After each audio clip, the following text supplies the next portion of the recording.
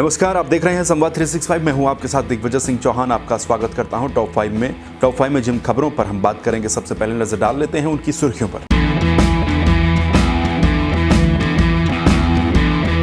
चारधाम यात्रा को लेकर जल्दबाजी करने पर नैनीताल हाईकोर्ट ने सरकार को लगाई फटकार। कहा, कुंभ की तरह अव्यवस्था हुई तो कोर्ट देगी दखल। हरिद्वार कुंभ के दौरान कोरोना जांच के फर्जीवाड़े को लेकर एसआईटी जांच के आदेश। टेस्टिंग करने वाली फर्म पर भी दर्ज होगा केस। 5 महीने से वेतन का इंतजार कर रहे रोडवेज कर्मचारियों को थोड़ी सी राहत। जारी हुआ 20 करोड़ रुपए, मिल पाएगा 1 महीने का वेतन। उत्तराखंड से विदेश जाने वालों को 28 दिन के अंतराल में लग पाएगी वैक्सीन की दूसरी डोज। दिखाना होगा पुख्ता प्रमाण।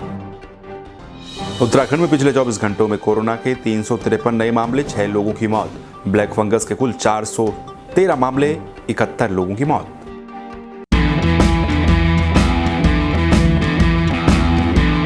तो चलिए सबसे पहले बात कर लेते हैं उत्तराखंड में चारधाम यात्रा की। पिछले कुछ दिनों जब इस हफ्ते का जब कोविड कर्फ्यू आगे बढ़ाया गया था तो सरकार ने इस पर चारधाम यात्रा को खोलने के संबंध में बातें कही थी। ये कहा गया था कि जिन जिन जिलों में धाम मौजूद हैं उन जिलों के लोगों को यात्रा की अनुमति दी जा सकती है। लेकिन शाम को एसओपी में इस आदेश को लिखा नहीं गया, यानी कि इस आदेश से यू टर्न ले लिया गया, क्योंकि ये सरकार का कहना यह था कि ये मामला हाईकोर्ट में लंबित है। हाईकोर्ट में इस मामले पर सुनवाई होनी है, उसके बाद इस पर कुछ फैसला लिया जा सकता है। हाईकोर्ट ने इस मामले पर सुनवाई की। चारधाम यात्रा को खोलने की सरकार जो जल्दबाजी दिखा रही थी, उस पर नैनीताल हाईकोर्ट ने सरकार को कड़ी फटकार लगाई।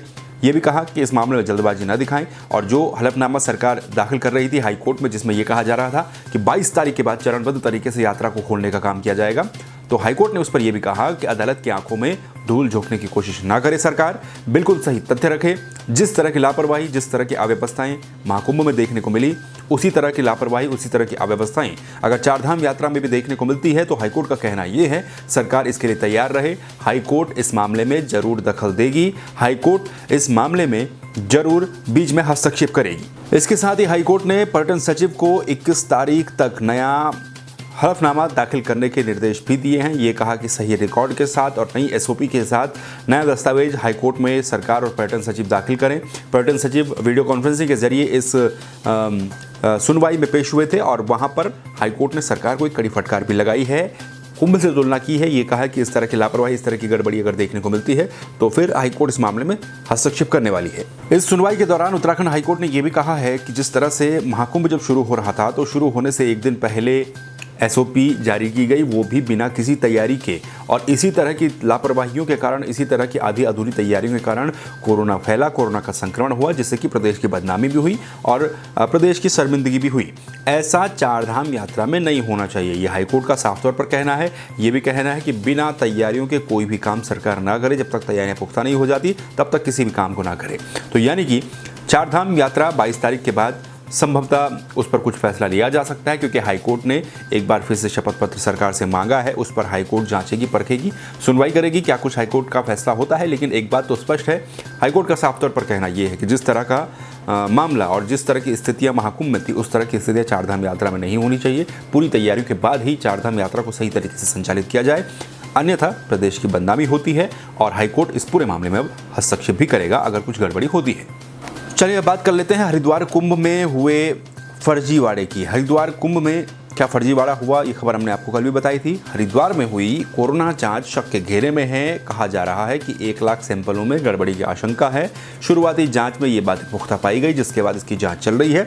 बहरहाल इस पूरे मामले में जो अपडेट है वो ये कि हरिद्वार कुंभ के दौरान जो कोरोना जाँच में गड़बड़ियाँ हुई, जो फर्जीवाड़ा हुआ, इसकी एसआईटी जांच के आदेश दे दिए गए हैं। एसआईटी जांच इसकी होगी।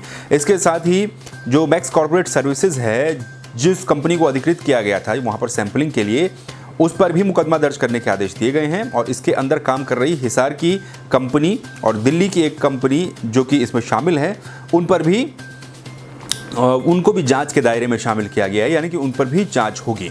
हरिद्वार जिलाधिकारी ने ये बात कही है, ये कहा है कि गड़बड़ी आने पर जो एजेंसियां उनके खिलाफ मुकदमा दर्ज किया जाएगा। और इस मामले में शासकीय प्रवक्ता सुबोध उनियाल का कहना भी यही है कि जो भी दोषी हैं उन पर सख्त कार्रवाई की जाएगी, क्योंकि ये जो मामला है ये अब एक तरफ से राजनीतिक रूप भी ले रहा है। काफ़ी बड़ा मामला ये बन चुका है, और हो भी क्यों ना, दरअसल आपको हम एक बार फिर से बता दें मामला क्या था। हरिद्वार महाकुंभ में RT-PCR नेगेटिव रिपोर्ट लाना जरूरी था। उस वक्त हाईकोर्ट लगातार सुनवाई कर रही थी। हाईकोर्ट का कहना यह था कि हर दिन तकरीबन हरिद्वार कुंभ के दौरान 50,000 टेस्ट कोरोना के किए जाएं। इसको लेकर सरकार ने कुछ अलग अलग फर्मों को जिम्मेदारी दी, लेकिन उन फर्मों के द्वारा इसमें फर्जीवाड़ा किया गया। कई सैंपल ऐसे हैं जो कि एक ही पते पर रजिस्टर किए गए। जो लोग कुंभ में पहुंचे भी नहीं, उनके मोबाइल फ़ोन पर, उनके फ़ोन नंबर पर उनकी कोरोना रिपोर्ट आ गई, जिसके बाद इस बड़े मामले का खुलासा हुआ और शुरुआती जांच में पाया गया कि इस तरह का एक बड़ा फर्जीवाड़ा कोरोना जांच का हरिद्वार कुंभ में हो सकता है। और इस पर लगातार अब सियासत भी चल रही है, तो वहीं SIT जाँच के आदेश भी दे दिए हैं। जो लापरवाह इसमें शामिल हैं उन पर सख्त कार्रवाई करने की बात कही जा रही है। चलिए बात कर लेते हैं रोडवेज कर्मचारियों की। रोडवेज कर्मचारियों का आंदोलन लगातार जारी है, हम आपको इससे पहले भी बता चुके हैं। इसके अलावा रोडवेज कर्मचारियों ने चेतावनी भी दी थी कार्य बहिष्कार करने की 19 तारीख से। और इसी बीच एक खबर ये है कि 5 महीने से वेतन न मिलने के कारण जो रोडवेज के कर्मचारी परेशान हैं, उनको एक छोटी सी राहत जरूर मिली है। शासन ने परिवहन निगम के लिए 20 करोड़ रुपये जारी कर दिए हैं और इस 20 करोड़ रुपये से सभी कर्मचारियों को करीब 1 महीने का यानी कि कम से कम जनवरी का वेतन मिल पाएगा। परिवहन निगम लगातार घाटे में चल रहा है, ये बात सभी जानते हैं।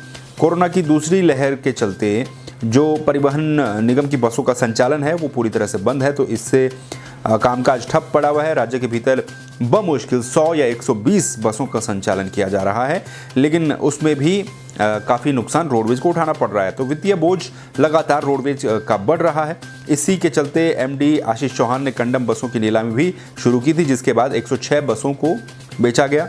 इसके अलावा 120 बसें बिकने की कगार पर हैं। और जो आर्थिक राहत का इंतज़ार था रोडवेज का, तो वो आर्थिक राहत का इंतज़ार खत्म हुआ। परिवहन सचिव डॉक्टर रंजीत कुमार सिन्हा ने परिवहन आयुक्त को निगम के पर्वतीय मार्गों पर संचालन की प्रतिपूर्ति के अग्रिम भुगतान के तौर पर 20 करोड़ रुपए जारी कर दिए हैं। यानी कि ये 20 करोड़ वो हैं जो कि पहाड़ी रूट पर चलने वाली बसों को जो घाटा हो रहा था उसकी जो प्रतिपूर्ति की जानी थी उसका ये 20 करोड़ रुपया हो गया, जिस 20 करोड़ रुपए से रोडवेज कर्मचारियों को वेतन मिलेगा और लगभग 1 महीने का वेतन सभी रोडवेज कर्मचारियों को इसमें मिल पाएगा।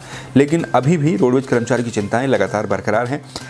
1 महीने का वेतन भले ही मिल जाए, लेकिन आगे के वेतन का क्या होगा। चलिए वैक्सीन से जुड़ी हुई एक खबर। दरअसल उत्तराखंड से विदेश कई लोग जाते हैं, कुछ रोजगार के लिए जाते हैं, कुछ शिक्षा के लिए भी जाते हैं, कारोबार के लिए जाते हैं। तो जो लोग उत्तराखंड से विदेश जाते हैं उन लोगों के लिए वैक्सीन की दूसरी डोज की समयावधि में थोड़ी सी छूट दी गई है। अब विदेश जाने वाले लोगों को वैक्सीन की दूसरी डोज 28 दिन के बाद लग पाएगी।